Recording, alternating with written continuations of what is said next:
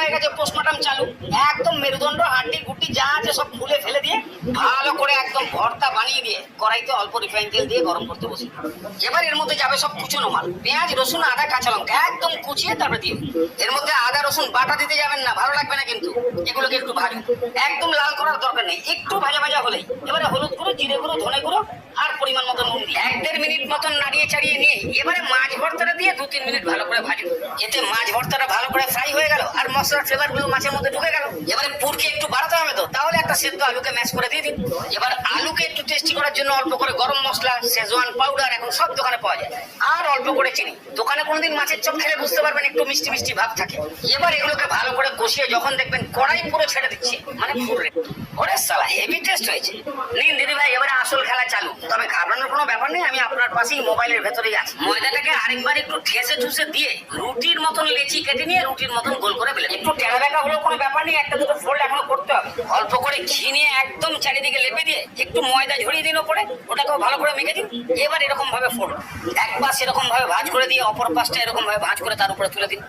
এর উপরেও অল্প করে ঘি আর ময়দা ছড়িয়ে দিয়ে আরেকবার ভালো করে মাখিয়ে দিন। মাছ বরাবর এরকম ভাবে আরেকটা ফোল্ড করে দিলে একদম লেয়ারই লেয়ার।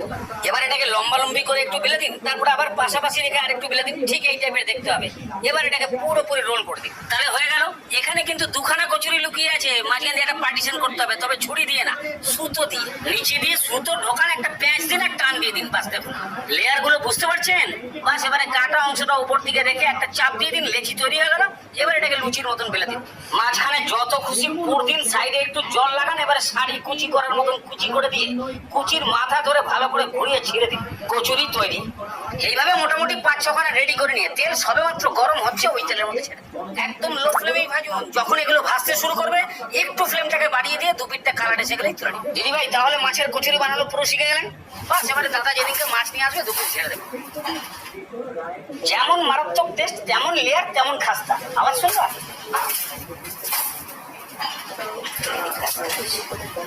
পছন্দ হলো?